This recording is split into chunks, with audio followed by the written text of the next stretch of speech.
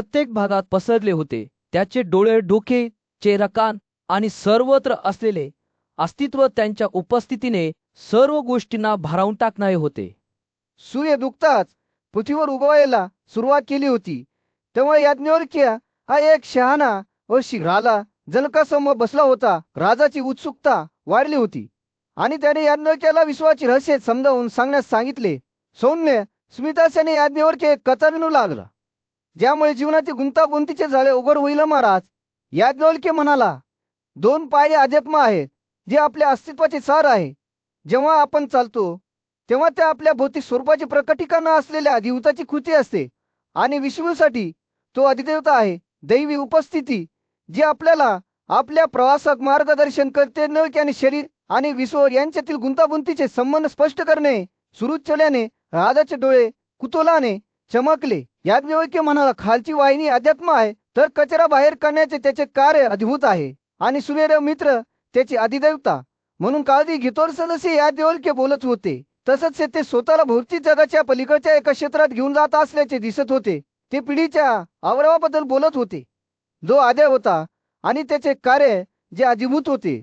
निर्माता देव प्रजापती हा त्याचा अधिदैवत असल्याचे म्हटले जात होते. याज्ञवल्क्याने हातांचे, बोलण्याच्या अवयवांचे, डोळ्यांचे, कानांचे, जिभेचे आणि अगदी मनाचे वर्णन करताना राजाने लक्षपूर्वक ऐकले.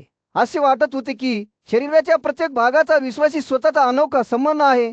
डोळ्यांनी सूर्याच्या प्रकाशातून जग पाहिले, कानांना क्षितिजावरील बिंदूंच्या कुजबूचा ऐकू आल्या, जिभेने पाण्याच्या गोडपणाची चव घेतली. याज्ञवल्क्य बोलत असताना त्याच्या वागण्यात एक सूक्ष्म बदल झाला. तो अधिक विस्तृत झाला, जणू तो सामान्य माणसांच्या आवाक्या बाईचे रहस्य उघड करत आहे. प्रकृती, तो म्हणाला, सर्व जीवनाचा स्रोत आहे. ती तिच्या परिवर्तनांचे हजारो आणि हजारो संयोजन तयार करते, ज्याला गुण म्हणतात. सत्व, राज आणि तमस या गुणांनी ओतप्रोत होऊन प्रकृती कशी असंख्य अस्तित्वात असलेल्या वस्तूमध्ये कशी वाढली हे याज्ञवल्क्याने समजावून सांगितल्यावर राजाचे डोळे आश्चर्य रुंदावले. याज्ञवल्क्य म्हणाला, संयम, आनंद, समृद्धी आणि समाधान हे सत्वाला जोडणारे गुण आहेत. पण जेव्हा तो राजाबद्दल बोलत होता तेव्हा त्याच्या आवाजात ते सूक्ष्म अंदाज दाटून आला. वैयक्तिक सौंदर्याचा अभिमान, प्रभुत्व, युद्ध आणि देणे उघड करणे हे असे गुण होते जे राजांच्या गुणामुळे निर्माण झाले. आणि मग जमिनीवर पडणाऱ्या सावलीप्रमाणे याज्ञवल्क्य तामसबद्दल बोलला. एका शांत वातावरणात पूज्य गोशी याज्ञवल्क्य राजा जनकाशी बसून अस्तित्वाच्या मूलभूत स्वरूपाबद्दल सखोल ज्ञान सामायिक करत होता. हे राजा, हे तीन गुण याज्ञवल्क्याने सुरुवात केली. सत्व, राज आणि तमस हे प्रकृतीचे सार आहेत, जे अप्रकट आहे. ते सर्व गोष्टींमध्ये अंतर्भूत आहेत. त्यांचे स्वरूप आणि नियतीला आकार देतात. तो बोलत असताना झाडांवरून सौम्य वारा वाहत होता, जणू काही प्राचीन रहस्यांची कुजबूज करत होता. याज्ञवल्क्य पुढे म्हणाले, अप्रकट पुरुषामध्ये योगाचे 6 गुण आहेत. हे 3 गुण स्वीकारून तो स्वतःला असंख्य रूपांमध्ये रूपांतरित करतो, जे अध्यात्माचे विज्ञान समजून घेतात.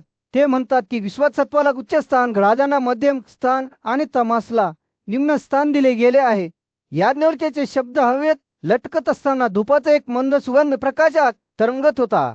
ज्या ज्ञानाचे वचन होते केवळ धर्माने याज्ञवल्क्य यांनी स्पष्ट केले. एखादी व्यक्ती उच्च स्तरावर पोहोचते, देवता किंवा आकाशीय प्राण्याशी एकरूप होते. मिश्रित धार्मिकता आणि पापाद्वारे एखादी व्यक्ती मनुष्य बनते आणि मिश्रित पापाद्वारे एखादी व्यक्ती वैक अस्तित्वामध्ये बुडून जाते. सूर्य भूप्रदेशावर धडकतो. सावगिरीच्या कुजबुजांप्रमाणे पसरलेल्या लांब सावल्या टाकता. लक्षपूर्वक ऐका. त्याचे डोळे प्रखरतेने चमकले. याज्ञवल्क्य म्हणाला, हे तिन्ही गुण वेगवेगळ्या संयोगात मिसळले जाऊ शकतात. कधी कधी सत्वासोबत राज असतात, राजांसोबत तम असतात आणि सत्वसोबत तम दिसतात. आणि मग असे काही प्रसंग येतात जेव्हा ती समान प्रमाणात एकत्र राहतात. याज्ञवल्क्य बोलत असताना हवा एका अलौकिक ऊर्जेने कंपित होताना दिसत होती. तो म्हणाला, जेव्हा अप्रकट केवळ सत्वाने संपन्न होतो तेव्हा तो देवतांच्या प्रदेशांपर्यंत पोहोचतो. सत्व आणि राज या दोन्हीसह तो मानवामध्ये जन्म घेतो आणि राजा आणि तमसत्व मध्यवर्ती क्रमाने जन्माला येतो. असंख्य जीवांच्या कुजबूज घेऊन पानांमधून वाहणारा वारा जिवंत राहिला, जे नीतिमत्व आणि पाप या दोन्हींच्या पलीकडे जातात. ते शाश्वत, अपरिवर्तनीय, अपरिपक्व आणि अमर अशा ठिकाणी पोहोचतात. ज्ञानवान पुरुष श्रेष्ठ जन्म प्राप्त करतात. त्यांचे स्थान निर्दोष आणि अपरिपक्व इंद्रियांच्या किंच्या पलीकडे जाते. ते बोलत असताना आकाश उघडत असल्याचे दिसत होते. जेलस्व आकानाच्या पलीकडे एक क्षेत्र उघडत होते. जण लक्षपूर्वक ऐकत होता. त्याचे डोळे पावसाचे पाणी शोषून घेणाऱ्या कोरड्या मातीप्रमाणे शहाणपणाने पित होते. मला आणखी सांगा, त्याने याज्ञवल्क्याला आग्रह केला. त्याचा आवाज अगदी कुजबुजणाऱ्या आवाजापेक्षा वच होता. मला अप्रकट अवस्थेतील परमात्म्याबद्दल आणि तो निसर्गापासून कसा स्पर्श आहे याबद्दल ऐकण्याची इच्छा आहे. एका शांत आणि शांत वातावरणात याज्ञवल्क्य त्याच्या तरुण शिष्यापुढे सांख्यांचे सखोल ज्ञान सामायिक करण्यासाठी उत्सुक होऊन बसला. याज्ञवल्क्य शांत स्वभाव बोलू लागला. तेव्हा सूर्याने त्या दोघांवर आपले उबदार किरण टाकले. माझ्या मुला, तो म्हणाला, अंतिम सत्य ते आहे जे गुणांच्या पलीकडे आहे. जे गुण नियुक्त करून त्याचे वर्णन केले जाऊ शकत नाही, परंतु गुणामध्ये काय आहे आणि त्यांच्याशिवाय काय नाही हे स्पष्ट करण्याचा मी प्रयत्न करेन. त्याचे डोळे तीव्रतेने चमकले आणि त्याने पुढे म्हटले, सर्व तत्वांच्या सत्यतेशी परिचित असलेल्या महान मुनींनी घोषित केले आहे की जेव्हा पुरुष शाश्वत आणि अविनाशी सार लाल फुलाचा रंग प्रतिबिंबित करणाऱ्या स्फटिकासारखे गुणधर्म पकडतो तेव्हा तो गुणधर्मांचा धारक म्हणून ओळखला जातो. परंतु जेव्हा या प्रतिबिंबांपासून मुक्त होतो, बाह्य प्रभावांनी न बांधलेल्या स्फटिकासारखे त्याला त्याच्या खऱ्या स्वभावात पाहिले जाते. सर्व गुणांच्या पलीकडे याज्ञवल्क्य थांबला आणि त्याच्या शब्दांना त्याच्या स्वतःच्या मनात भरू दिला. अप्रकट प्रकृती ही आदिम वस्तू तिच्या स्वभावाने गुणांनी संपन्न आहे. ती त्यांच्या पलीकडे जाऊ शकत नाही. बुद्धिमत्तेची कमतरता ती या गुणांशी संलग्न होते. ज्ञान आणि जागरूकता असलेल्या पुरुषाच्या उलट प्रकृती अज्ञानी आणि बेशुद्ध याज्ञवल्क्य बोलत असताना त्याच्या शब्दांनी समजूतदारपणाचे एक रेखाचित्र विले, जे पुरुष आणि प्रकृती यांच्यातील गुंतागुंतीचे नृत्य उघड करते. पुरुष त्याच्या स्वभावाने ज्ञानाने परिपूर्ण आहे. माझ्यापेक्षा मोठे काही नाही. तो नेहमी या सत्याची जाणीव ठेवतो. या कारणास्तव नैसर्गिकरित्या निर्जीव आणि अविवेकी असूनही पुरुषाबरोबर एकत्र आल्यावर प्रकृती सजीव आणि बुद्धिमान बनते. तथापि याज्ञवल्क्याने सावध केले की जेव्हा पुरुष अज्ञानाच्या माध्यमातून वारंवार स्वतःला गुणांशी जोडतो तेव्हा तो त्याचे खरे स्वरूप समजून घेण्यात अपयशी करतो आणि अशा प्रकारे जन्म आणि मृत्यूच्या चक्राने बांधला जातो. परिणामी पुरुषाने निसर्गातून वाहणाऱ्या तत्वांवर वर्चस्व राखल्याने तो त्यांच्या स्वभावात सहभागी होतो. निर्मिती योग आणि इतर पैलूंमधील त्याचा प्रतिनिधी देखील त्याला विविध गुणांचे श्रेय देतो. तरुण विद्यार्थी लक्षपूर्वक ऐकत असताना याज्ञवल्क्य यांनी पुरुष आणि प्रकृती यांना कसे मानले हे स्पष्ट केले. प्रकृती म्हणून ओळखल्या जाणाऱ्या त्या विशिष्ट तत्वांवरील त्यांच्या अधिपत्याबद्दल ते प्रकृतीचे स्वरूप धारण करतात असे म्हटले जाते. सर्व स्थिर वस्तूंचे बीज निर्माण करण्याच्या त्यांच्या कार्यासाठी तो त्यांच्या स्वभावावर सहभागी होतो असे म्हटले जाते आणि तो तत्वे किंवा गुणधर्म प्रकट करतो. म्हणून तो क्षय आणि विनाशाच्या अधीन आहे. याज्ञवल्क्य पुन्हा एकदा थांबला, त्यामुळे त्याचे शब्द त्याच्या स्वतःच्या मनात स्थिरावले. तथापि जे पुरुष आणि प्रकृती यांना इतर कोणत्याही दृष्टिकोनातून पाहता त्यांच्याकडे चुकीचे विधान असल्याचे म्हटले जाते. राजा जनकाच्या उपस्थितीत याज्ञवल्क्य त्याला सापडलेल्या एका गहन सत्याबद्दल बोलू लागला. तो म्हणाला, मी आधीपासूनच सांख्यांची शिकवण तुम्हाला सांगितली आहे. तो म्हणाला, पण आता मी योगिनांची रहस्य तुम्हाला सांगेन जशी मी त्यांना समजून घेऊ लागलो आहे. राजाने लक्षपूर्वक ऐकले. त्याची उत्सुकता वाढली. याज्ञवल्क्याने स्पष्ट केले की सांख्यांपेक्षा मोठे ज्ञान आणि योगापेक्षा मोठी शक्ती नाही. दोन्ही प्रणालींचा उद्देश मुक्ती मिळवणे हा होता, परंतु त्यांनी वेगवेगळे मार्ग वापरले. अनेक लोक सांख्य आणि योगाकडे वेगळे मार्ग म्हणून पाहत होते, परंतु याज्ञवल्क्य आणि त्याच्या साथीदारांना हे जाणवले होते की ते प्रत्यक्षात एक आणि समान आहे. ती समज केवळ सैद्धांतिक नाही. याज्ञवल्क्य पुढे म्हणाला, अभ्यास आणि चिंतन याद्वारे हे उघड झाले आहे. योगी आणि सांख्य एकाच अंतिम ध्येयाच्या शोधात आहेत, विश्वाबद्दलचे सत्य जाणून घेणे. तो थांबला. त्याचे डोळे राजाकडे खिळले. जणू या प्रकटीकरणाचे महत्त्व अधोरेखित करण्यासाठी प्राणवायू आणि इंद्रिये ही योगाभ्यासाची गुरुकिल्ली आहे असे याज्ञवल्क्य म्हणाले. यांचे नियमन करून योगी त्यांच्या भौतिक शरीराला न जुमानता संपूर्ण विश्वात मुक्तपणे फिरू शकतात. ते सर्व प्रकारचे आनंद अनुभवत विश्वात फिरतील. राजाचे डोळे ते ऐकताना रुंद झाले. त्याच्या कल्पनाशक्तीला शक्यतांची उधळण झाली. याज्ञवल्क्याने पुढे स्पष्ट केले की योग 8 प्रकारची शक्ती प्रदान करतो असे म्हटले जाते आणि शास्त्रामध्ये 8 अवयव असल्याचे वर्णन केले आहे, परंतु 2 प्रकारच्या प्रथा आहेत. तो म्हणाला, एक गुणांचा आहे तर दुसरा त्यांच्यापासून मुक्त आहे. राजा पुढे झुकला. त्याची आवड वाढली. पहिल्या प्रकारात 16 वस्तूंवर आपले मन केंद्रित करणे, त्याचे नियमन करण्यासाठी श्वासाचा वापर करणे समाविष्ट आहे. हा गुणधर्मासह योग आहे. दुसऱ्या प्रकारात मनाला त्याच्या कार्यांपासून मुक्त करणे आणि एकाच बिंदूवर स्थिर करणे आवश्यक आहे. हा गुणविशेष नसलेला योग आहे. याज्ञवल्क्य थांबला आणि पुढे जाण्यापूर्वी त्याचे विचार गोळा करत राहिला. श्वासाचे नियमन हा गुणासह योगाचा एक आवश्यक भाग आहे. ते म्हणाले, जर एखाद्याने श्वास सोडताना एखाद्या विशिष्ट मंत्राचा विचार केला नाही तर त्यांच्या शरीरातील वारा वाढू शकतो, ज्यामुळे नुकसान होऊ शकते. हे टाळण्यासाठी योगी आपला श्वास रोखण्याच्या विविध पद्धतींचा सराव करतात. याज्ञवल्क्याने या पद्धतींचे वर्णन करताना राजाने लक्षपूर्वक ऐकले धरल्याची रात्र पुढे सकत गेली. तसंच याज्ञवल्क्य योग साधकांसाठी शांतता आणि दबलेल्या इंद्रियांचे महत्त्व सांगत होते. जो निवृत्तीनंतर जगतो, स्वतःमध्ये आनंदित होतो आणि शास्त्रांमध्ये पारंगत आहे, त्याने 24 मार्गांनी आपल्या श्वासाचे नियमन केले पाहिजे. असे ते म्हणाले. असे केल्याने ते आपला आत्मा परमात्म्यावर स्थिर करतील. योगींनी 5 दोष कसे दूर गेले याचे वर्णन याज्ञवल्क्याने केले. तेव्हा राजाचे डोळे समजूतदारपणामुळे जळ झाले. राजा जनकाच्या उपस्थितीत याज्ञवल्क्याने मृत्यूच्या रहस्याबद्दल एक सखोल सत्य उघड करण्यास सुरुवात केली. हे राजा, बारकाईने ऐका. तो म्हणाला, त्याचे डोळे आतील प्रकाशाने चमकतात. जे लोक या जगातून निघून जातात ते कुठे जातात हे मी तुम्हाला सांगेन. त्यांच्या नश्वर शरीरातून त्यांचा जीव आत्मा कसा सुटतो यावर अवलंबून आहे. ते बोलत असताना याज्ञवल्क्याच्या शब्दांनी आश्चर्य आणि भीतीचे चित्र रेखाटले. त्यांनी स्पष्ट केले की जर आत्मा पायातून विसटला तर तो विष्णूच्या राज्यापर्यंत जाईल, तर वासूच्या क्षेत्रापर्यंत, वासूच्या प्रदेशापर्यंत जाईल. बुद्ध्या नाही महत्व होते, कारण ज्यांनी त्यांच्या माध्यमातून आपले शरीर सोडले ते त्यांच्या आकाशीय निवासस्थानात साध्यामध्ये सामील होतील. याज्ञवल्क्याने त्याची कथा पुढे नेत असताना राजाने लक्षपूर्वक ऐकले. तो नश्वर जगाच्या पलीकडे असलेल्या प्रदेशाबद्दल बोलला. मित्राचे क्षेत्र जेथे आत्मा खालच्या नलिकेतून निघून गेला, प्रजापतीचे क्षेत्र जे मनीतून निघून गेले ते पोहोचले, आणि मारुतांचे राज्य जे बाजूनी पळून गेले त्यांना प्रवेशयोग्य होते. राजाची उत्सुकता जसजशी वाढत गेली तसंच हे याज्ञवल्क्याने आणखी रहस्य उघड केली. तो नासिका छिद्रांबद्दल बोला, ज्यामुळे चंद्रमाचे राज्य निर्माण झाले. तर भुजा इंद्रच्या राजाची आत्म्यांना जोडत होत्या. छातीला देखील विशेष महत्व होते, कारण असे म्हटले जात होते की जे त्यातून गेले ते रुद्राला त्याच्या दिव्य निवासस्थानी सामील होतील. याज्ञवल्क्याने वेगवेगळ्या प्रदेशांचे प्रत्येकाचे अस्तित्वाच्या वेगळ्या क्षेत्राचे प्रवेशद्वार असे वर्णन केल्यावर प्रल्हादाचे डोळे रुंद झाले. आणि जे गळ्यातून निघून जातात त्यांचे काय, त्याने विचारले. त्याचा आवाज अधिक खुशबुजून वर आला. याज्ञवल्क्य हसला. त्याचे डोळे ज्ञानाने चमकले.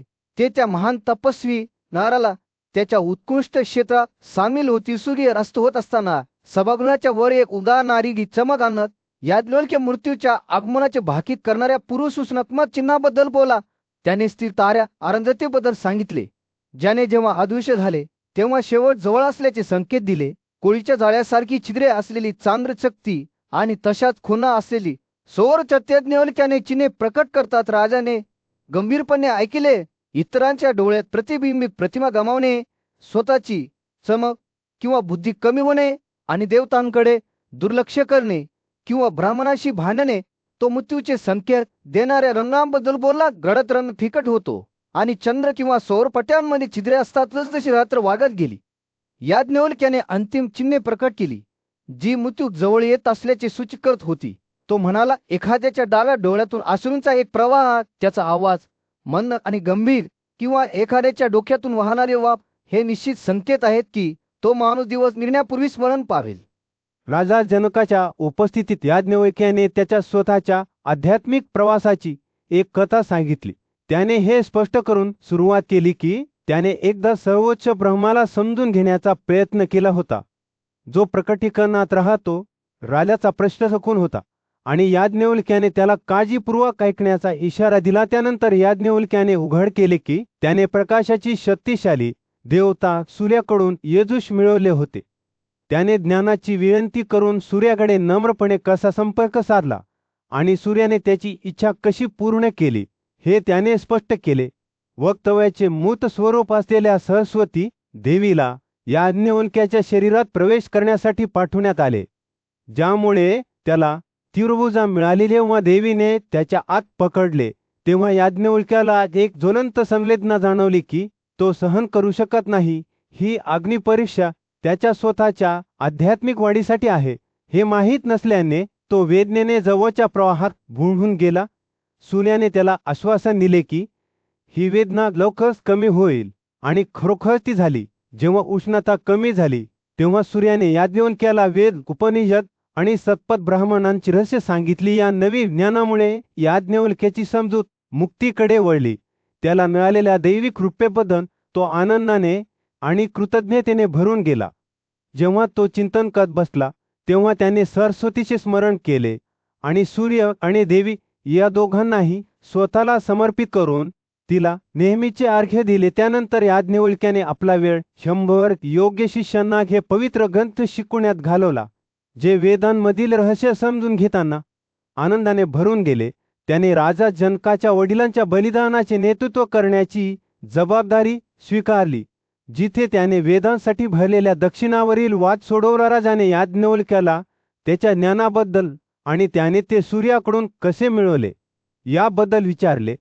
याज्ञवल्क्याने उघड केले की त्याला 5 पट 10 यजुष मिळाले होते, ज्याचा त्याने नंतर सूर्याच्या प्रेरणेच्या मदतीने रोमहारसांबरोबर अभ्यास केला.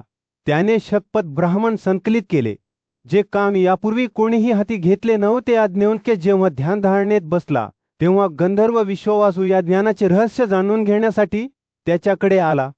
राजाने 25 प्रश्न विचारले, ज्यात विश्व आणि त्याचे स्वरूप, बदलाची तत्वे आणि प्रकृती आणि पुरुष यांच्यातील भेद यांचा समावेश होता.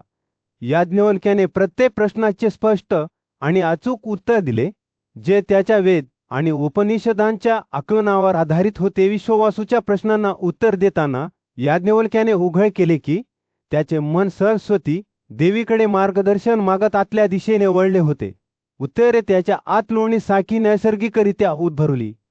एका शात जंगलामध्ये बुद्धिमान आणि न्यायी गाजा युधिष्ठिर चिंतनशील अवस्थेत बसला. त्याने जीवन आणि मृत्यूच्या रहस्यांचा विचार केला. सर्व प्राण्यांची वाट पाहत असलेल्या अपरिहार्य नीतीच्या पलीकडे कसे जाऊ शकते हे समजून घेण्याचा प्रयत्न केला. तीव्र उत्कटतेने त्याने त्याचा पूज्य गुरु भीष्माला विचारले, एखादी व्यक्ती मोठी शक्ती आणि संपत्ती कशी मिळवू शकते, दीर्घकाळ जगू शकते आणि तरीही पतन आणि मृत्यूचे अंतिम भाग्य कसे टाळू शकते. जेव्हा त्याने पवित्र ग्रंथांमधील एका प्राचीन कथेचे वर्णन करायला सुरुवात केली तेव्हा भीष्माचे डोळे चमकले. तो पंचशिखा या शहाण्या भिक्षूबद्दल बोलला, ज्याने आपले जीवन आध्यात्मिक कार्यांसाठी समर्पित केले होते आणि वेदांच्या सखोल समजुतीसाठी प्रसिद्ध होता. एके दिवशी वेदाचा परोपकारी शासक जनकाने पंचशिखाचा सल्ला मागितला. राजाने ऋषींना विचारले, सर्व प्राण्यांची वाट पाहत असलेल्या अपरिहार्य घसन आणि मृत्यूच्या पलीकडे जाण्यासाठी एखादा कोणता मार्ग अवलंबू शकतो. हे तपश्चर्या, ज्ञान किंवा यज्ञ आणि व्रतांसारख्या पवित्र कृत्यांद्वारे आहे का? पंचशिखाने भेदक अंतर्दृष्टीने जनकाकडे पाहिले. त्याचे डोळे युगाच्या शहाणपणाला प्रतिबिंबित करतात. त्याने एक उत्तर दिले, माझे स्वामी, सत्य हे आहे की या 2 महान भक्षकांपासून सुटका नाही. ग्यास आणि मृत्यू ते काळाच्या प्रवाहासारखेच अचक आहेत. सर्व प्राण्यांना त्यांच्या शाश्वत प्रवाहात वाहू देता आपण अस्तित्वाच्या या विशाल नदीवर क्षणभंगूर क्षण आहोत आणि आपले जीवन काळाच्या भव्य टेपेस्ट्रीमध्ये फक्त एक संक्षिप्त चमक आहे. पंचशिखा बोलत असताना त्यांच्या शब्दांनी जीवनाचे अमरत्वाचे एक स्पष्ट चित्र उलगडले. वाऱ्याने चालवलेल्या ढगांसारखे प्राणी एकमेकांकडे कसे ओढले जातात याचे त्यांनी वर्णन केले. त्यांचे संबंध क्षणभंगूर आणि क्षणिक आहेत. ते म्हणाले की चिंता आणि मृत्यू हे लांडगांसारखे निर्दयी आहेत, जे त्यांच्या मार्गातील सर्वांना गिळंकृत करतात. बलवान आणि कमकुवत, उंच आणि लहान, तरीही या क्षणभंगूरच्या दरम्यान एक शाश्वत वास्तव अस्तित्वात आहे. आत्मपंचशिखाच्या शब्दांनी जीवनाच्या नैसर्गिक चक्रातून बाहेर पडण्याचा प्रयत्न करणाऱ्यांना सौम्य फटकारले. जेव्हा आपण आपल्या स्वतःच्या मृत्यूचा सामना करतो तेव्हा उद्भवणाऱ्या मूलभूत प्रश्नांचा विचार करण्यास त्याने जनकाला सांगितले, मी कोठून आलो आहे, मी कोण आहे, मी कुठे जाईन, मी कोणाचा आहे, मी काय, विसावा घेण्यापूर्वी मी काय असावे. आत्मपरीक्षेच्या या क्षणी पंचशिखाने एक सखोल शहाणपण दिले. तुम्ही प्राण्यांच्या जन्माचा आनंद का घ्यावा आणि त्यांच्या निधनाने शोक का करावा, कारण शेवटी ते बाह्यच नाही तर आपल्यातील शाश्वत सार आहे. जेव्हा भीष्माने पंचशिखाची कथा सांगणे संपवले तेव्हा युधिष्ठिर चिंतनशील शांततेत बसला. राजाच्या डोळ्यांनी जीवनातील आस्थायपणाची सखोल समज आणि नैसर्गिक व्यवस्थेशी सुसंगत राहण्याचे महत्त्व प्रतिबिंबित केले. त्याला माहीत होते की त्याने शोधणे सुरू ठेवले पाहिजे. भरताच्या सभेत पांडवापैकी ज्येष्ठ असलेल्या युधिष्ठिराने कुरु राजवंशाचे पूज्य ऋषी भीष्म यांना एक प्रश्न विचारला. घरगुती जीवन पद्धतीचा त्याग न करता मुक्ती मिळवणे कसे शक्य आहे? मला सांगा. आजोबा स्थूल आणि सूक्ष्म अशा दोन्ही रूपाचा त्याग कसा करता येईल? भीष्म हसला. हा असा प्रश्न आहे ज्याने यापूर्वी अनेक ऋषींना गोंधळात टाकले होते. त्याने महार बुद्धी आणि आध्यात्मिक वाढीचा काळ असलेल्या सत्ययुगातील एक प्राचीन कथा सांगण्यास सुरुवात केली. त्या काळात तेथे मिथिलाचा शासक जनक नावाचा एक राजा राहत होता, जो त्यागाच्या मार्गाला समर्पित होता.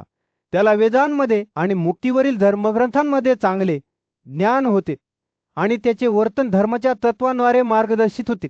त्याच्या बुद्धीच्या प्रतिष्ठेमुळे अनेक ज्ञानी लोक त्याचा सल्ला घेण्यासाठी आले. अशाच प्रकारची एक साधक सुनबा नावाची योगिनी स्त्री होती, जी पृथ्वीवर भटकत होती, योगाभ्यास करत होती आणि शास्त्रांचा अभ्यास करत होती. तिने जनकाच्या मुक्तीप्रती असलेल्या भक्तीबद्दल ऐकले आणि त्याला भेटण्याचा निर्धार केला. तिच्या योगिक शक्तीने तिने स्वतःला एका सुंदर कन्येमध्ये रूपांतरित केले, जी निर्दोष वैशिष्ट्यांनी आणि अतुलनीय सौंदर्याने सुशोभित होती. सुनबा एका भिक्षूच्या वेशात मिथिला तिथे पोहोचली आणि राजा जनकासमोर हजर झाली. तिच्या तेजाने चकित झालेल्या राजाने तिचे प्रेमाने स्वागत केले आणि तिला आदरातिथ्य केले. जेव्हा ते बोलत होते तेव्हा सुनबा जनकाच्या मुक्तीबद्दलच्या समजुतीची चाचणी घेऊ लागला. मला सांगा राजा, ती म्हणाली, त्यागाच्या मार्गाने तुम्हाला खरोखरच मुक्ती मिळाली आहे का? जनक त्याच्या ज्ञानावर विश्वास ठेवून हसला. त्याने स्पष्ट केले की त्याने ज्ञान, योग आणि त्याग आणि संस्कार या तीन मार्गाबद्दल शिकवणाऱ्या पंचशिखा या ज्ञानीऋषीच्या मार्गदर्शनाखाली अभ्यास केला होता. जनकाने असा दावा केला की त्याने आपल्या जोडीदाराशी असलेले प्रेम आणि शत्रूबद्दलचा द्वेष यासह सर्व आसक्ती ओलांडले आहेत. आसक्ती आणि रागाची निष्फलता पाहून त्याने दोघांनाही समान पाहिले. या समृद्ध अर्पणामुळे त्याने इच्छा आणि तिरस्कारापासून मुक्त होऊन आपल्या राज्यावर राज्य केले. तथापि सुनबाला खात्री पटली नाही. तिने जनकाला तिच्या स्वतःच्या शक्तीशी बांधले आणि त्याच्याशी एक योगात्मक बंध जोडला. सुनबाच्या खऱ्या हेतूबद्दल अनभिज्ञ असलेल्या राजाने तिच्या उद्देशाला पराभूत करण्याचा विचार करत तिचा स्वतःचा संकल्प पकडला. परंतु असे करताना त्याने त्याचे स्वतःचे सूक्ष्म स्वरूप प्रकट केले. त्याने त्याची शाही छत्री आणि राजदंड काढून घेतला. मुक्तपणे संवाद साधत ते दोघे त्यांच्या स्थूल रूपात राहिले. जनकाने स्पष्ट केले की त्याने ही समज पंचशिखाच्या शिकवणीद्वारे प्राप्त केली होती, ज्याने मुक्तीचे सर्वोच्च साधन म्हणून त्यागाचे महत्त्व अधोरेखित केले. त्याने असा दावा केला की ज्ञान त्यागापासून उत्पन्न होते, ज्यामुळे योग आणि शेवटी आत्मज्ञान होते. सुनबा लक्षपूर्वक ऐकत होती. त्या शांत भूप्रदेशावर नुकताच सूर्य उगवायला सुरुवात झाली होती. जेव्हा युधिष्ठिर व्यासपुत्र शुक याची कथा ऐकण्यासाठी उत्सुक होऊन भीष्मासमवेत बसला होता. मला सांगा, त्याने विनवणी केली, शुकाचा त्याग कसा झाला? माझी उत्सुकता आदरने अभिष्म कसला. त्याचे डोळे शहाणपणाने चमकले. अहो युधिष्ठिर व्यासाने आपल्या मुलाला त्यागाचे महत्त्व कसे शिकवले याची ही कथा मी तुम्हाला सांगेन. पुढे जाण्यापूर्वी तो आपले विचार गोळा करत थांबला. संसारिक सुखांच्या क्षणभंगूर स्वरूपाची जाणीव न होता व्यासाने सुखाला सहज आणि आरामदायी जीवन जगताना पाहिले. म्हणून तो त्याला वेद शिकवू लागला, विश्वाचे आणि त्याच्या कार्याचे ज्ञान देऊ लागला. जेव्हा ते एका झाडाच्या सावलीत एकत्र बसले तेव्हा व्यास असे शब्द बोलले जे शुकचे जीवन कायमचे बदलून टाकतील. व्यास म्हणाला, आपल्या इंद्रियांचा स्वामी बनून तुम्ही तीव्र खंडी आणि उष्णता, भूक आणि तहान आणि वाऱ्यालाही वश करा. त्यांना वश करून घेऊन नीतिमत्तेचा अभ्यास करा. सत्य आणि प्रामाणिकपणाचे पालन करा. क्रोध आणि द्वेष, आत्मसंयम आणि तपश्चर्यापासून मुक्ती मिळवा. त्याने सत्वुण आणि शिस्तीचे जीवन जगण्याचे महत्त्व अधोरेखित केले. सुखाने आपल्या वडिलांचे शब्द लक्षपूर्वक ऐकले. परंतु व्यासाला माहित होते की केवळ ज्ञान पुरेसे नाही. त्याने त्या तरुणाचे सांसारिक सुखांबद्दलचे आकर्षण पाहिले आणि अधिक तातडीने मुद्दा घरी नेण्याचा निर्णय घेतला. कथा पुढे चालू ठेवत असताना भीष्माच्या आवाजात गुरुत्वाकर्षणाची भावना आली. तू विस्मरणात का झोपतोस? व्यासाने शुकाला विचारले. त्याचे डोळे तीव्रतेने जळत होते. तुझे शत्रू नेहमी सतर्क असतात, त्यांचा हल्ला करण्याची संधी पाहत असतात. हे न करण्याचा तू इतका मूर्ख का असतोस? प्रत्येक दिवसाग्नी तुझ्या आयुष्याचा कालावधी कमी होत चालला आहे. व्यासाच्या शब्दांनी त्या आत्मसंतुष्टतेवर शिक्कामोर्तब केले, जे शुकावर आच्छादनासारखे स्थिरावले होते. आपल्या वडिलांच्या शब्दामुळे शुक आश्चर्यचकित झाला, पण त्याला माहीत होते की ते खरे आहेत. त्याला व्यासाच्या शिकवणीमधील शहाणपण दिसले आणि त्याला जाणीव झाली की जर त्याला खरी पूर्तता मिळवायची असेल तर त्याने आपले मार्ग बदलले पाहिजेत. कथा संभवताना भीष्माचा आवाज सौम्य स्वरात पडल्याने सुखाला नीतिमत्तेचा मार्ग शिकवला. खरा आनंद हा या जगाच्या क्षणभंगूर सुखांच्या पलीकडे आहे याची जाणीव होण्याच्या दिशेने त्याला मार्गदर्शन केले. जीवनातील गुंतागुंतींना शहाणपणाने आणि करुणेने कसे हाताळायचे आणि साहसारख्या आसक्तीपासून अलिप्ततेची भावना कशी जोपासायची हे त्याने त्याला दाखवले. भीष्माने कथा संपवल्यावर युधिष्ठिराने लक्षपूर्वक ऐकले. त्याला व्यासाची बुद्धी आणि त्याचा मुलगा शुक याच्या परिवर्तनाबद्दल सखोल आदर वाटला. तरुण राजकुमाराला माहीत होते की त्याला या कथेतून बरेच काही शिकायचे आहे आणि त्याने शुकच्या पालावर पाऊल ठेवून त्याग आणि नीतिमत्तेचे गुण जोपासण्याचा प्रयत्न करत मौन व्रत केले. पांडवांपैकी सर्वात ज्येष्ठ असलेल्या युधिष्ठिरच्या पवित्र उपस्थितीत भीष्माने व्यासाचा सुप्रसिद्ध पुत्र शुक याची कथा सांगण्यास सुरुवात केली. युधिष्ठिराविषयीची उत्सुकता वाढली आणि त्याने आपल्या नातवाला शुकचा जन्म, त्याची उल्लेखनीय तपश्चर्या आणि त्याने साधे केलेल्या विलक्षण परिणामाची कथा उघड करण्यास सांगितले. ही कथा खूप महत्वाची आहे हे जाणून भीष्म हसला आणि त्या घटनांचे वर्णन श्रद्धेने करू लागला. तो म्हणाला की ऋषी एखाद्या व्यक्तीचे गुण त्यांच्या वय, संपत्ती किंवा सामाजिक स्थितीवरून मोजत नाही. त्याऐवजी ज्यांनी वेदांच्या अभ्यासासाठी स्वतःला समर्पित केले आहे त्यांना ते मानायचे. यशाची गुरुकिल्ली म्हणजे स्वतःच्या इंद्रियांना वश करणे, कारण केवळ संयमानेच एखादी व्यक्ती खरी गुणवत्ता मिळवू शकते. त्यानंतर भीष्माने आपल्या सर्वत्यांना मेरूच्या भरे शिखरावर नेले, जिथे महादेव या महान देवाने त्याची पत्नी पार्वती सोबत खेळ केला होता असे म्हटले जाते. येथेच या बेटावर जन्मलेल्या ऋषीने असाधारण तपश्चर्या हाती घेतल्या होत्या. स्वतःच्या आत्म्यात स्वतःला मागे घेतले होते आणि ध्यानाची प्रथा असलेल्या धरणामध्ये गुंतले होते. 100 वर्षे तो केवळ हवेतच राहिला आणि महादेवाची भक्ती करीत राहिला. भीष्म बोलत असताना व्यासांच्या तपश्चर्याची कथा ऐकून सभा आश्चर्याने भरून गेली. ऋषीने महादेवाची प्रार्थना केली होती. त्याला अग्नी, पृथ्वी, पाणी, वारा आणि अंतराळ या गुणांचे मूर्त रूप असलेल्या एका मुलासाठी विनवणी केली होती. त्याच्या मुलामध्ये ब्रह्माची चेतना असावी, एक समजूतदारपणा आणि आत्मा सर्वोच्च व्यक्तीसाठी समर्पित असावा अशी त्याची इच्छा होती. महादेवाने व्यासाची भक्ती आणि तपश्चर्या पाहून प्रसन्न होऊन त्याच्यावर स्मिताहास्य केले आणि त्याची इच्छा मान्य केली. त्रिनेत्र देवतेने घोषित केले की व्यासाला खरोखरच एक पुत्र प्राप्त होईल जो त्याला हवे असलेले गुण साकार करेल. या मुलामध्ये अग्नी, वारा, पृथ्वी, पाणी आणि अंतरासारखी शुद्ध महत्त्व असेल. त्याची बुद्धी आणि आत्मा ब्रह्मदेवाला समर्पित असेल आणि तो पूर्णपणे परमात्म्यावर अवलंबून असे. भीष्माने त्याची कथा संपवत असताना युधिष्ठिरचे डोळे सदेने चमकले आणि शुकाच्या जन्माची कथा आणि त्याच्या तपश्चर्येद्वारे त्याने साध्य केलेल्या विलक्षण सेवकामुळे त्याचे हृदय आश्चर्याने भरून गेले. कथेचे महत्त्व विचारात न घेता सभा एका क्षणासाठी शांत राहिली. या पवित्र आख्यायिकेत भीष्माने युधिष्ठिराला ऋषींचे प्राचीन ज्ञान प्रकट केले होते आणि त्याला आठवण करून दिली होती की खरे गुणमय कामगिरीमध्ये नसून आंतरिक शक्ती आणि भक्तीच्या संवर्धनामध्ये आहेत. योगाच्या परिवर्तनशील शक्तीचा आणि आध्यात्मिक विकासासाठी स्वतःला समर्पित करणाऱ्यांच्या अमरात क्षमतेचा पुरावा म्हणून शुककथा कार्य करते. एका वनक्षेत्रात भीष्म चिंतनशील अवस्थेत बसून युधिष्ठिराला त्याचे प्रख्यात पूर्वकुशी व्यास यांची कथा सांगत होता.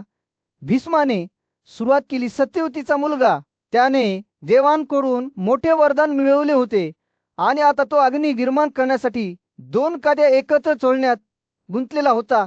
काम करत असताना त्याला मंत्रमुग्ध करणाऱ्या अप्सरा घृताचीचा अनुभव आला, जी तिच्या स्वतःच्या सौंदर्याने इतकी भारावून गेली होती की ती एका तेजस्वी व्यक्तीमध्ये रूपांतरित झाली होती. घृताचीकडे पाहताना व्यासाचे डोळे गुणावले आणि त्याचे हृदय अचानक इच्छेने व्यापले गेले. स्वतः असूनही तो तिच्या चित्तवेधक रूपाकडे आकर्षित होण्याशिवाय राहू शकला नाही. तुळशीचा गोंधळ जाणून अप्सरा पुन्हा एकदा स्वतःला रूपांतरित करू लागली. यावेळी ती पोपटात आणि व्यासाच्या बाजूला उडत गेली. वेशात असूनही तिच्या उपस्थितीने त्याच्या आत जळत असलेल्या इच्छेच्या अग्नीला आणखी तीव्र केले. व्यासाने त्याच्या सर्व धीराला आवर घातला आणि त्याची उत्कटता दर्पण्याचा प्रयत्न केला, परंतु त्याचा काही उपयोग झाला नाही. त्याचे मन उत्तेजित राहिले आणि त्याच्या सर्वतोपरी प्रयत्नांनंतरही तो स्वतःला नियंत्रणात आणू शकला नाही. एका कमकुवत क्षणात त्याचे जिवंत बीज सोडले गेले आणि त्यातून एका मुलाचा जन्म झाला. शुकव्यासाचा मुलगा जेव्हा सुकाने पहिला श्वास घेतला तेव्हा जन आनंदाच्या उत्सवात उफाळून आले. गंधर्वांनी त्यांचे गोड गाणे गायले, तर अप्सरांनी निष्ठून नृत्य केले. लयबद्ध तारा आकाशी केतरी ड्रम्स उसळले आणि आकाशातून फुलांचा पाऊस पडला. अगदी महान पवन देव देखील सामील झाला आणि नवजात बाळावर सर्व रमणांच्या पाकळ्यांचा वर्षाव केला. जसा सुका मोठा होत गेला तसतशी त्याच्या भोवती एक आश्चर्यकारक तेज पसरत गेले. त्याच्या वडिलांची पवित्र ऊर्जा त्याच्या रक्तवाहिन्यातून वाहू लागली, ज्यामुळे त्याला एक तेजस्वी बुद्धिमत्ता आणि ज्ञानाची अतृप्त तहान लागली. देव स्वतः सुकाला शहाणपण आणि भक्तीची देणगी देण्यासाठी आदरांजली वाहण्यासाठी आपल्या मुलाने खऱ्या तपश्चर्येच्या मार्गावर चालावे असा निर्धार करून न्यासाने त्याला त्याचा गुरु म्हणून ज्ञानी बृहस्पतीकडे सोपवले.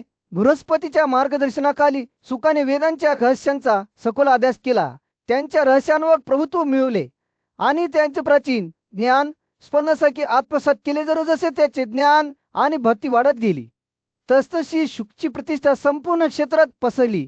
अति बालपणात देखील देव आणि ऋषींनी त्याच्या सखोल समज आणि निस्वार्थ तपश्चर्येसाठी त्याचा आदर केला होता आणि म्हणून मुक्तीच्या मार्गाप्रती अतूट वचनबद्धतेसह सुकाने आध्यात्मिक शोधाचा आजीवन प्रवास सुरू केला, जो त्याला संतत्वाच्या अगदी उंचीवर घेऊन जाईल. अशा प्रकारे शुकाच्या जन्माची कथा इतिहासाच्या इतिहासात कोरली गेली, जी भक्तीची परिवर्तनशील शक्ती आणि सांसारिक पलीकडे जाण्याचा प्रयत्न करणाऱ्यांच्या आदम्य इच्छेचा पुरावा आहे. दूरच्या प्रदेशात भीष्माचे शब्द त्याच्या शिष्यांच्या मनात प्रतिध्वनित होत होते. त्यांच्यामध्ये ज्ञान आणि आत्मसाक्षात्कार यांची अतूट तहान असलेला एक तरुण तपस्वी शुक होता. त्याने आपले पूज्य वडील व्यास यांच्याकडे संपर्क साधला, ज्यांनी प्राचीन शास्त्रांचा अभ्यास करण्यात आणि योग्यवर प्रभुत्व मिळवण्यात अगणित वर्षे घालवली होती. शुकाचे डोळे भक्तीने चमकले जेव्हा त्याने व्यासाला मुक्तीच्या मार्गावर आपले ज्ञान सामायिक करण्याची विनंती केली. विश्वाच्या रहस्यांमध्ये पारंगत असलेला व्यास आपल्या मुलावर दयाळूपणे हसला. योगावरील ग्रंथांचा अभ्यास करा, शुका तो म्हणाला, आणि कपिविज्ञानाचे प्रभुत्व मिळवा.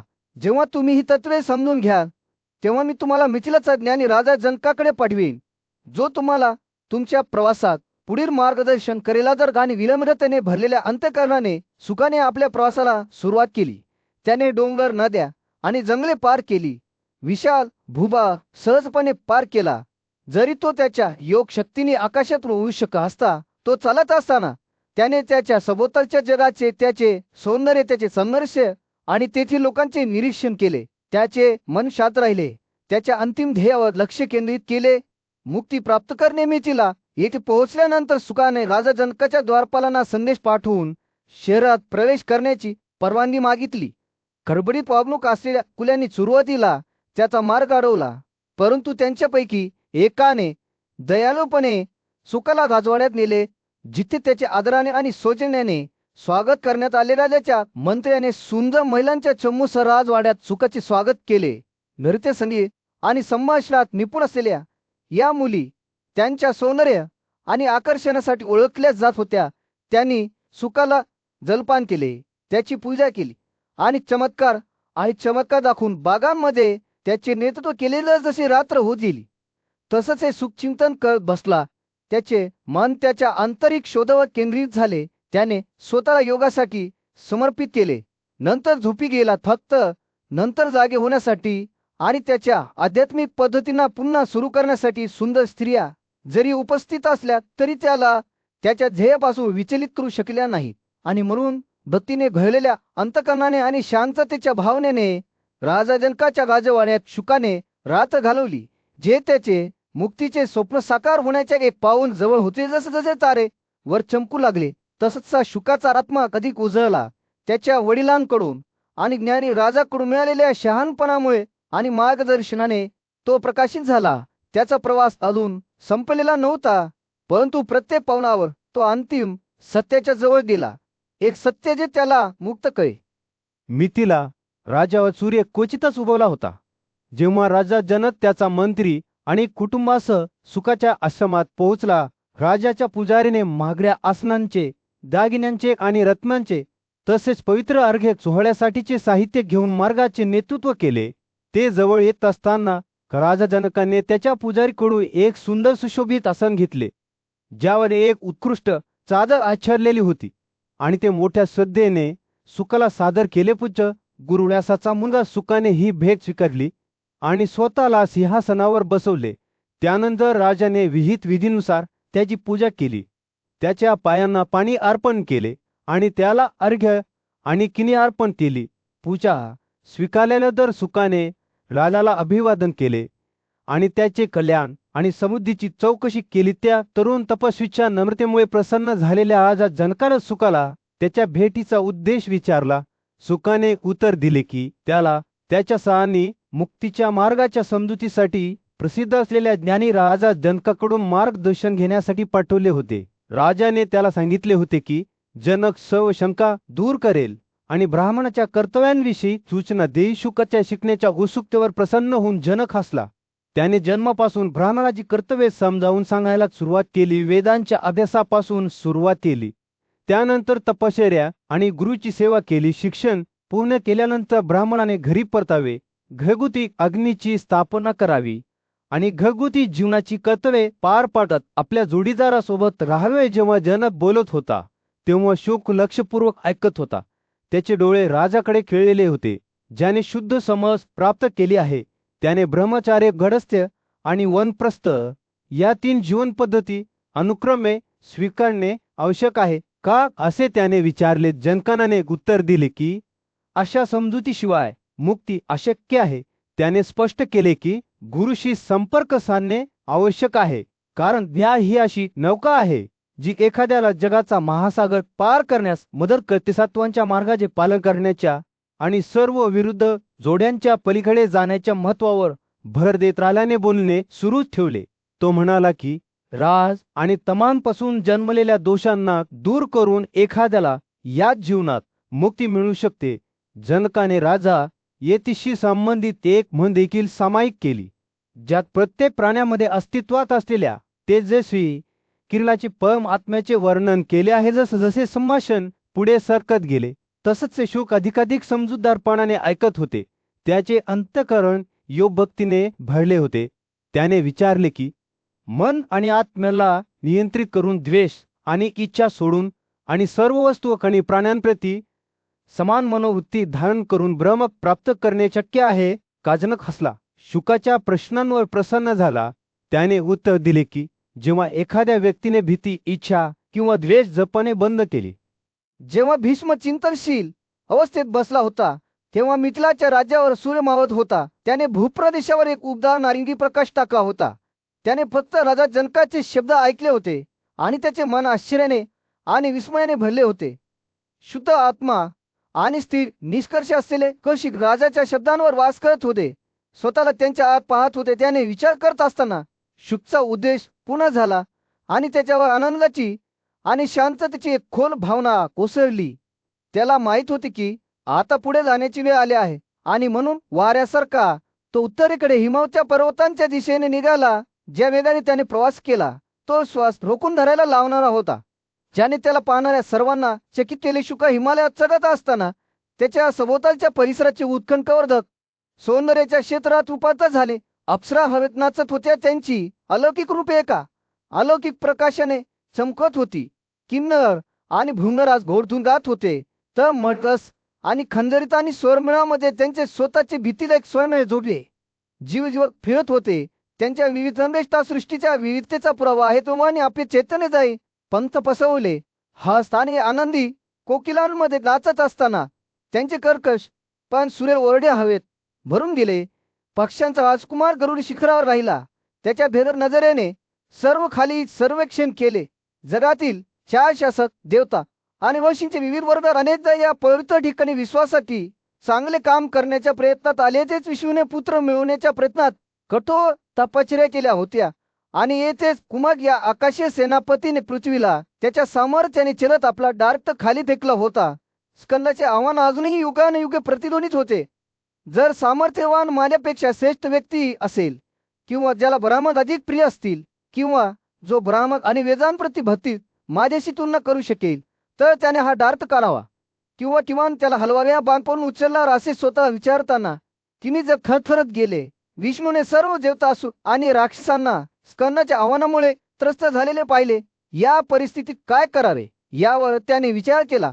आव्हान सहन न झाल्याने त्याने अग्निदेवाचा मुलगारा स्कंदाकडे नजर टाकली. विष्णूने आपल्या डाव्या हाताने झगझगत्या डार्कला पकडले आणि त्याला हलवायला सुरुवात केली. विष्णूमध्ये प्रचंड सामर्थ्य असल्याने संपूर्ण पृथ्वी दाटीने हादरली.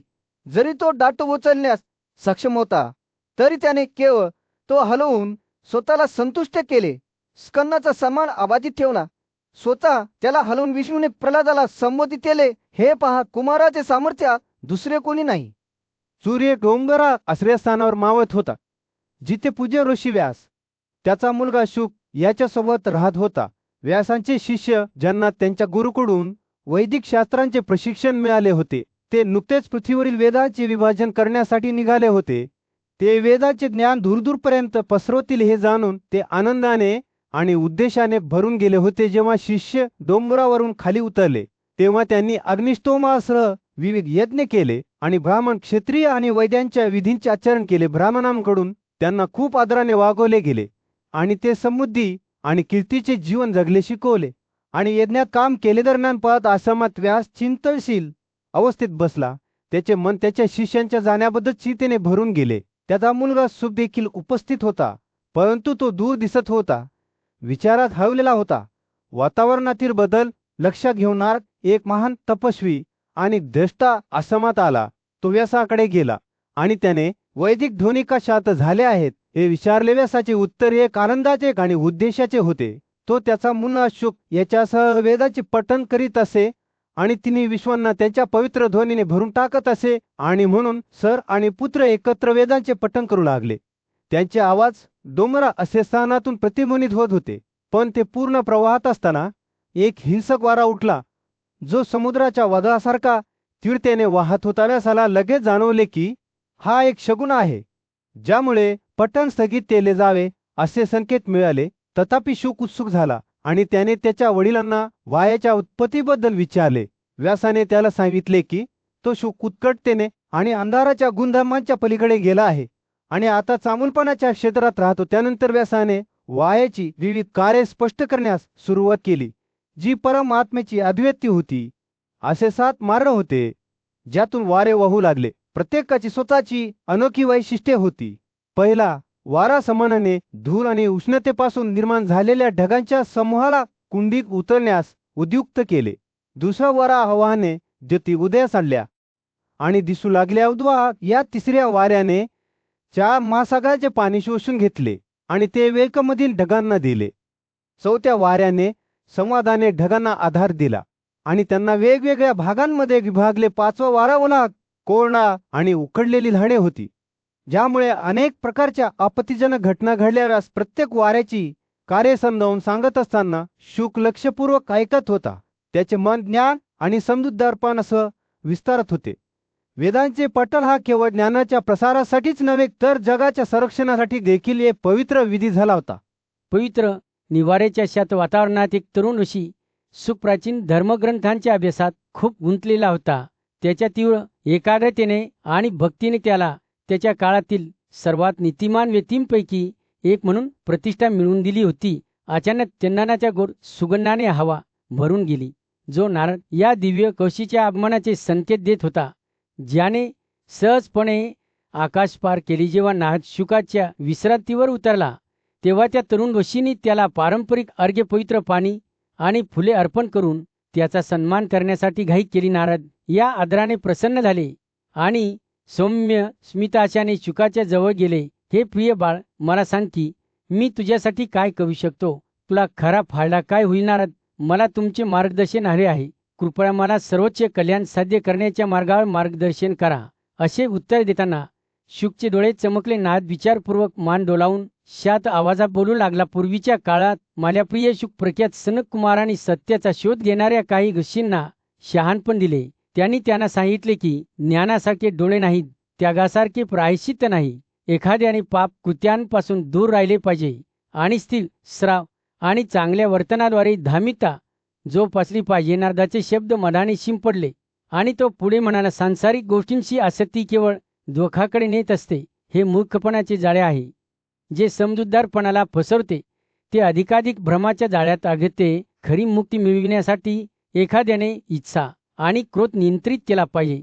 त्यांच्या तपश्चर्येच्या रागापासून संरक्षण केले पाहिजे आणि त्यांच्या ज्ञानाचे सन्मान किंवा अपमानापासून संरक्षण केले पाहिजे. दिव्य कशी थांबला, त्याचे डोळे शहाणपणाने चमकले, कारण त्याने करुणा, क्षमा आणि आत्मज्ञानाच्या महत्त्वावर जोर दिला.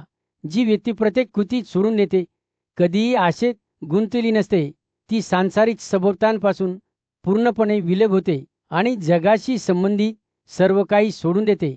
ती खरोखर शिकलेली आणि शहाणी बनते. शुकाने लक्षपूर्वक ऐकले. नारदाने प्राचीन ग्रंथांची रहस्य वळ करताच त्याचे हृदय आश्चर्याने भरून गेले. नारदांच्या शब्दाची सखोलता समजून तरुण गोष्टींचे डोळे गुंद झाले.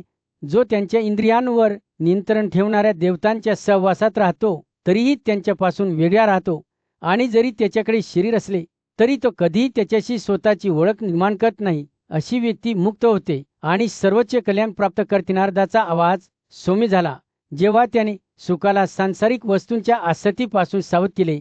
स्वतःचा कोश विणणाऱ्या रेशीम किड्यासारखा तुम्ही मूर्खपणा आणि चुकांमुळे जन्मलेल्या तुमच्या स्वतःच्या कृतीमध्ये अडकला आहात. तुम्ही तुमच्या परिस्थितीबद्दलच्या योग्य भीतीमुळे का जागे होत नाही? जसा जसा सूर्य मावळून लागला तसतशी माघार घेणाऱ्या ठिकाणावर एक उबदार नारीनी चमक उमटली. एका शांत आणि शांत वातावरणात नारद एका तरुण श्रोत्याबरोबर बसला, जो त्यांच्या अस्वस्थ हृदयाला सांत्वन देणारी प्राचीन बुद्धी सामायिक करण्यास उत्सुक होता. माझ्या मुला, त्याने सुरुवात केली, मी भूतकाळातील कथा सांगताना बारकाईने ऐका, कारण या कथामधूनच आपल्याला शांतता मिळते, दूर दूर होते आणि आनंद जोपासता येतो. जेव्हा नारदाचे शब्द एका सौम्य प्रवाहासारखे वाहत होते तेव्हा तरुण श्रोत्याची नजर त्याच्या स्तुती मार्गदर्शकावर स्थिर झाली. वृद्ध ऋषीचे डोळे करुणेने चमकले. त्याचा आवाज एक सुखदायक राग विणत होता, ज्यामुळे त्यांच्या सभोवतांची हवा शांत होत होती. ना पुढे म्हणाले, या जगात आपण सतत दुःख आणि भीतीच्या कारणाने वेगलेले असतो, पण ज्यांच्याकडे शहाणपणा आणि ज्ञान आहे त्यांच्यासाठी या चाचण्या शंभमूर आहेत. अशा कथा ऐकून तुम्हाला अस्तित्वाचे स्वरूप समजेल आणि अशांततेमध्ये शांतता मिळेल. तारुण्य, सौंदर्य, संपत्ती आणि प्रियजनांशी असलेले नाते हे सर्व केवळ अल्पकालीन आनंद होते, जे लवकरच समुद्र किनाऱ्यावरील वाळूच्या किल्ल्यांसारखे नाहीसे होणार होते. ज्याच्याकडे शहाणपण आहे त्याने अशा क्षणभंगुर आनंदाची इच्छा करू नये, कारण असे करताना ते केवळ दुःखाला आमंत्रण देतील. असे नारद म्हणाले. जसा सूर्य खाली उतरण्यास सुरुवात करत होता, भूप्रदेशावर एक उबदार नारिंगी चमक आणत होता, तसंच ते नारदांनी समाधानाचे रहस्य सामायिक केले. सांसारिक इच्छांच्या आवाक्याबाहेर असलेला सर्वोच्च आनंद एक शहाणा व्यक्ती, तो म्हणाला, समाधानाला त्यांची सर्वात मौल्यवान संपत्ती मानतो, कारण याच अवस्थेत त्यांना खरी पूर्तता मिळते. जशी रात्र पडू लागली तसंच त्या दिवसावर एक सौम्य अंधार पडू लागला. नारदांच्या शब्दांचा एक सखोल प्रतिध्वनी येऊ लागला. ते बदलाची अपरिहार्यता आणि केवळ भौतिक मालमत्तेबद्दलच नव्हे तर लोक आणि वस्तूविषयी असलेल्या आसक्तीबद्दलही सोडून देण्याच्या महत्वाबद्दल बोलले. ज्याप्रमाणे वा आपला शिक्का पकडतो, तो म्हणाला, मृत्यू त्यांच्या इच्छेने बांधलेल्या लोकांना पकडतो आणि त्यांच्याबरोबर पळून जातो, जे कधीही तृप्त होत नाही. परंतु जो स्वतःला धोक्यातून मुक्त करू पाहतो त्याने आनंदाने सुरुवात केली पाहिजे. आसक्तीशिवाय किंवा धोक्यात गुंतून न जाता कार्य केले पाहिजे. जेव्हा तारे रात्रीच्या आकाशात चमकू लागले तेव्हा नारदांचे शेवटचे शब्द एका आशीर्वादाप्रमाणे हवेत टांगलेले होते. एखाद्याने त्यांच्या इंद्रियांना नियंत्रित केले पाहिजे, त्यांच्या हृदयाचे आणि मनाचे रक्षण केले पाहिजे आणि त्यांच्या बोलण्यावर शहाणपणाने राज्य केले पाहिजे. अशा प्रकारे एखाद्याला आनंद मिळेल, कारण त्यांनी जगाशी सुसंवाद साधू जगण्याचे रहस्य शोधून काढले असेल. जरसा तरुण श्रोता निघाला तसंच नारदाचे डोळे उघडा आणि उत्साहाने चमकले. म्हाताऱ्या ऋषींना माहीत होते की त्याचे शब्द त्याच्या स्वतःच्या हृदयात रुजले आहेत आणि ते एकत्र शहाणपणाच्या मार्गावर जातील, दुःखाच्या ओझ्यापासून मुक्त होतील. अस्तित्वाच्या क्षेत्रात नारद एकदा जीवनाच्या क्षण दमून स्वरूपाबद्दल बोलले. ते म्हणाले की आनंद आणि दुःख चेतावणीशिवाय उद्भवते आणि नाहीसे होते, आणि कोणतेही शहाणपण, धोरण किंवा प्रयत्न हे घडण्यापासून रोखू शकत नाहीत. तरीही एखाद्याने स्वतःच्या आत्म्याचे रक्षण करण्यासाठी, काळाच्या विध्वंसापासून संरक्षण करण्यासाठी प्रयत्न केले पाहिजेत. पुढे जात असताना नारदांनी मानवी अनुभवाचे एक स्पष्ट चित्र रेखाटले. बाण चालवणाऱ्या मजबूत धनुर्धरासारखे मानसिक आणि शारीरिक आजार शरीराला त्रास देतात, ज्यामुळे ते कमकुवत आणि असहाय्य होतात. शरीर विनाशाच्या दिशेने ओढले जाते. त्याची प्राणशक्ती प्रत्येक दिवसाग्नी कमी होत जाते. दिवस आणि रात्र अविरतपणे वाहतात. सर्व सजीवांना त्यांच्या अविरत प्रवाहात सोबत घेऊन जातात. जीवनाचे चक्र एका अदृश्य शक्तीद्वारे नियंत्रित केले जाते, जी प्रकाश आणि अंधार या दोन्हींना विराम न देता बाहेर आणते. जसे सूर्य दररोज उगवतो आणि मावतो, तसे ते मानवतेच्या आनंद आणि दुःखांवर प्रकाश टाकते. जे काही चांगले आणि वाईट आहे त्या सर्वांवर छाया टाकते. रात्र आपल्या कृतींचे फळ घेऊन जाते. केवळ आठवणी मागे सोडतेला दानी निदर्शनास आणून दिले की सर्वात हुशार आणि सद्गुणी व्यक्ती देखील त्यांच्या प्रयत्नांमध्ये यशाची हमी देऊ शकत नाही. त्यांची कृती निष्फळ ठरू शकते. तर जे कमी सक्षम आहेत किंवा सद्गुणांचा अभाव आहे ते अजूनही त्यांच्या इच्छा साध्य करू शकतात. काही लोक त्यांच्या दुष्ट कृत्यानंतरही आनंदात बुडालेले दिसू शकतात, तर इतर त्यांच्या सर्वोत्तम प्रयत्नानंतरही समृद्धीसाठी संघर्ष करू शकतात. तर त्यांनी गर्भधारणा आणि जन्माच्या गुढतेबद्दलही सांगितले. एका व्यक्तीच्या स्वभावातून उद्भवणारे जीवनावश्यक बीज दुसऱ्याकडे जाते, जिथे ते मूळ धरू शकते किंवा नाही. जेव्हा लैंगिक संबंध अयशस्वी ठरतात तेव्हा ते फुलांनी भरणाऱ्या आंब्याच्या झाडासारखे असते, परंतु फळ देत नाही. काही व्यक्ती पूजा आणि तपश्चर्येद्वारे संततीसाठी प्रयत्न करू शकतात, केवळ निराश होऊ शकतात. तर इतरांना त्यांची भीती असूनही मुले होऊ शकतात. तर त्यांनी आपले शब्द संपवताना त्यांनी यावर जोर दिला की चरित हे जीवन आणि मृत्यूच्या बाबतीत मुक्त प्रतिनिधी नाही. ते निसर्गाच्या लहरीच्या अधीन आहे, जे त्याच्या प्रत्येक हालचालीवर नियंत्रण ठेवते. जेव्हा एखाद्या व्यक्तीच्या आयुष्याचा निर्धारित कालावधी संपतो तेव्हा त्यांच्या शरीरातील 5 प्राथमिक घटक उच्च स्तरावर पोहोचतात आणि संपतात, परंतु व्यक्ती स्वतःमध्ये कोणताही बदल होत नाही. रोगाचा सामना करताना संपत्ती आणि औषधाच्या निरर्थकतेबद्दलही त्यांनी भाष्य केले. एकदा रोगाने पकड घेतली की कुशल डॉक्टरही दुःख कमी करण्यासाठी काहीही करू शकत नाहीत. निसर्गाची शक्ती इतकी मोठी आहे की मानवांना त्यांच्या स्वतःच्या प्रयत्नांवर मात करता येत नाही. त्यांच्या इच्छा असूनही मालक अधोक्त वेदना आणि शेवटी मृत्यूच्या अधीन आहेत. अशा प्रकारे नादांनी मानवी अनुभवाचे चित्र नाजूक आणि क्षणभंगूर असे चित्रित केले, जे आपल्या नियंत्रणाबाहेरच्या शक्तींनी नियंत्रित केले आहे. तरीही अनिश्चिततेच्या काळात त्यांनी आशेचा संदेश दिला की एखाद्याने स्वतःच्या आत्म्याचे रक्षण करण्यासाठी प्रयत्न केले पाहिजे आणि काळाच्या विध्वंसापासून त्याचे रक्षण केले पाहिजे. एका डोंगराच्या शिखरावर व्यासाचा मुलगा शुक एका गवताळ जागेवर पाय टेकून बसला होता. त्याचा चेहरा पूर्वेकडे वळला होता. हवा शांत होती. लक्ष विचलित करणारे कोणतेही आवाज किंवा दृश्य नव्हते. त्याचे हात आणि पाय चिकटवून त्याने एक विनम्र मुद्रा धारण केली, जो योगाच्या मार्गावर जाण्यासाठी तयार होता. सूर्यप्रकाशाच्या पहिल्या किरणांनी क्षितिजाला स्पर्श करताच सुखाने आपले मन एका खळकासारखे स्थिर धरून केंद्रित करण्यास सुरुवात केली. जेव्हा तो बसला तेव्हा त्याला सांसारिक आसक्तींपासून अलिप्ततेची भावना जाणवली आणि त्याचा आत्मा मुक्त होऊ लागला. त्याच्या चेहऱ्यावर एक तेजस्वी स्मित पसरले जेव्हा त्याने अंतिम सत्य पाहिले. मुक्तीचा मार्ग नवीन दृढनिश्चयाने शुकाने पुन्हा एकदा योगाच्या मार्गावर झेप घेतली. अंतराळाच्या सीमा ओलांडण्याचा प्रयत्न केला. भीष्माने सांगितले की नारदांची परवानगी मिळाल्यानंतर शुकाने दिव्य ऋषीला अभिवादन केले आणि त्याचा योगाभ्यास पुन्हा सुरू केला. त्यानंतर तो कैलास पर्वताच्या छातीवरून वर चढला. गरुडासारखा आकाशात उडत होता. विचारांच्या वेळाने तो सहजपणे विशाल विस्तार ओलांडून स्वर्गातून गेला. जेव्हा शुक त्याच्या आध्यात्मिक प्रवासाला निघाला तेव्हा सर्व प्राण्यांनी आश्चर्याने आणि विस्मयाने त्याच्याकडे नजर फिरवली. स्वर्गातील रहिवाशांनी त्याच्यावर आकाशीय फुलाचा पाऊस पाडला, तर अप्सरा आणि गंधर्व आश्चर्यचकित झाले. अगदी त्यांच्या शहाणपणासाठी प्रसिद्ध असलेले ऋषीही स्वतःला विचारू शकले, हा कोण आहे ज्याने आध्यात्मिक प्राप्तीची इतकी उच्च पातळी गाठी आहे. त्याच्या जागेत आश्चर्य आणि श्रद्धेचा मार्ग मागे सोडून शुकच्या उपस्थितीने संपूर्ण वेलकीन सर्वव्यापी आवाजाने भरून गेल्यासारखी वाटत होते. त्याची नजर सूर्याकडे होती. सर्व प्राणी आनंदाने भरलेले होते. जसजसे तो प्रवास करत होता तससे सुखमय पर्वतांवर पोहोचला, जिथे उर्वशी आणि पूर्वचिट्टी राहत होते. दोन्ही अप्सरांनी शुकाची विलक्षण एकाग्रता पाहिली आणि ते आश्चर्याने भरून गेले. ते आश्चर्यचकित झाले. वेदांचे पठण आणि अभ्यास करण्याची सवय असलेल्या या तरुणाने आध्यात्मिक समृद्धपणाची अतुलनीय पातळी गाठली आहे.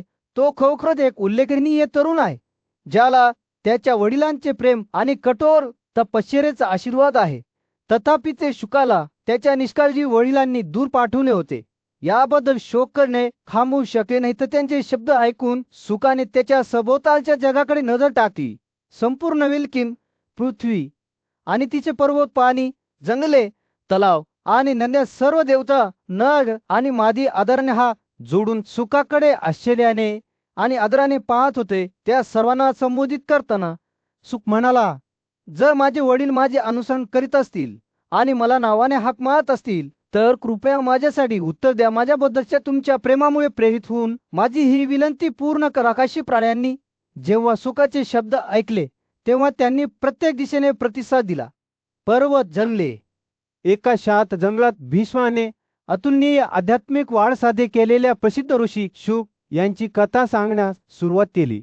शांततेच्या तेलाने सुक्राने 4 प्रकारचे दोष आणि 8 प्रकारच्या तमांपासून स्वतःला मुक्त करून तीव्र तपश्चर्येत बुडून आपले दिवस घालवले होते. जसजसे तो आपल्या मार्गावर पुढे सरकत गेला तसच त्याने राजांचे गुण गमावले आणि अखेरीस मोठ्या बुद्धीने त्याने सत्वाचे गुण सोडून दिले. या उल्लेखनीय परिवर्तनामुळे ते पाहणारे सर्वजण आश्चर्यचकित झाले, कारण ते जवळजवळ चमत्कारिक वाटत होते. आकाशात उल्कापिंड उडत असताना निसर्गाचे जाळेच थरथरायला लागले. कंपास ते बिंदू एका अलौकिक प्रकाशाने चमकले आणि पृथ्वी त्यांच्या पायांखाली हादरली. झाडांमुळे त्यांच्या फांद्या पडल्या, पर्वतांनी त्यांची शिखे गमावली आणि दऱ्यांमधून गडगडाट झाला. जेव्हा सुकाने चराई सुरू ठेवली तेव्हा त्याला 2 भव्य पर्वत शिखरे दिसली, एक सोन्याची आणि चमकदार पिवळी, दुसरी चांदीची आणि चमकदार पांढरी. प्रत्येकाची उंची आणि रुंदी 100 योजनांची होती, जे पाहण्यासारखे एक विस्मयकारक दृश्य होते. अचंबित दृढनिश्चयाने सुक या उंच शिखरांमधून केवळ अडथळे असल्यासारखी छेदत पुढे सरकत होता. गंधर्व आणि ऋषीसह स्वर्गातील रहिवाशांनी आश्चर्याने पाहिले की शुक सहजपणे अभेद्य अडथळा पार करत होता. वरपासून वाहणाऱ्या फुलांच्या गोड सुगंधाने आकाशीय क्षेत्र भरले होते आणि उत्कृष्टता आवाज संपूर्ण आकाशात प्रतिध्वनित झाला. संपूर्ण विश्व या स्तुतीसह प्रतिध्वनित झाले, कारण हे स्पष्ट होते की सुकाने नश्वर आकलनाच्या सीमा ओलांडल्या होत्या. ज्यावेळी सुक ब्रह्मांडात आणखी खोलवर जात होता त्यावेळेस त्याला मंदाकिनीचा आकाशीय प्रवाह दिसला, ज्याचे पाणी सुंदर अप्सरांनी सुशोभित होते. या निर्वस्त्र आकाशीय प्राण्यांना शरीरही वशिला पाहून लाज वाटली. दरम्यान त्याचे वडील प्रेम आणि काळजीने भरलेले त्याच वाई मार्गावर त्याच्या मागोमाग गेले. जसं ते पुढे सरकत गेले तसंच सुकाने योगावरचे आपले प्रभुत्व दाखवून स्वतःला ब्रह्म या अंतिम वास्तवाशी जोडले. व्यास आपल्या मुलाच्या वेगवान प्रतीशी जुळून घेऊ न शकल्याने लोकच स्वतःला एका चौवस्त्यावर आढळला, ज्याने शुकच्या मागाच्या 2 पर्वतरांगाचे दर्शन घेतले. ऋषी त्यांच्या मुलाच्या कर्तृत्वाची आठवण करून दे त्याच्याकडे आले, तथापि व्यास दुःखाने भारावून गेला. त्याने मोठ्याने शुकाला हाक मारली आणि त्याच्या विलापांनी तिन्ही जगांना प्रतिध्वनित केले. सुक घटकांमध्ये प्रवेश करून सर्वव्यापीता प्राप्त करून त्यांच्यासोबत एक झाला होता. त्याने त्याच्या वडिलांच्या ओरडण्याला प्रतिसाद देत एकच एकवचनी शब्द उच्चारला, भो, जो संपूर्ण विश्वात प्रतिध्वनित झाला. व्यास डोंगराच्या छातीवर बसून आपल्या मुलाच्या वैभवाचा आणि सामर्थ्याचा विचार करत असताना महादेवाने त्याचे सांत्वन केले, जो देवता आणि गंधर्वांच्या परिवारासह प्रकट झाला. एका शांत जंगलात युधिष्ठिर शहाणा आणि न्यायी राजा त्याचे पूज्य आजोबा भीष्म यांच्या समोर बसला.